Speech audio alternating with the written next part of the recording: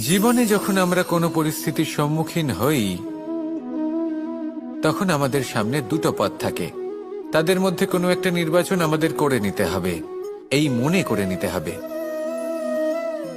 নির্বাচন এই সংসারের সবথেকে গুরুত্বপূর্ণ বিষয়। একটা নির্বাচন আপনার বর্তমান বদলে দিতে পারে, আপনার ভবিষ্যৎ বদলাতে পারে, আগামী প্রজন্মের জন্য ইতিহাস রচনা করতে পারে। একটা নির্বাচন। এবার দেখুন, যে পরিস্থিতি আপনার সামনে আছে, আপনাকে সেই পরিস্থিতির সম্মুখীন হতেই হবে, সেই কষ্ট সহ্য করতেই হবে, সেই মতোই কাজ করতে হবে।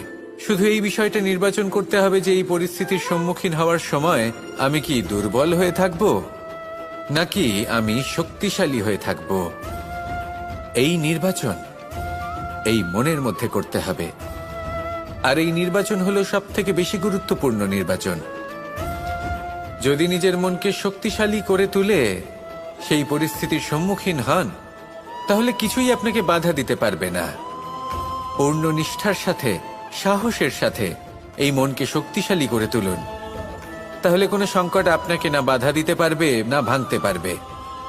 আপনি নিজে সাফল্যের শিখরে পৌঁছতে পারবেন, আর এই মন প্রসন্ন হয়ে বলবে, রাধা রাধা।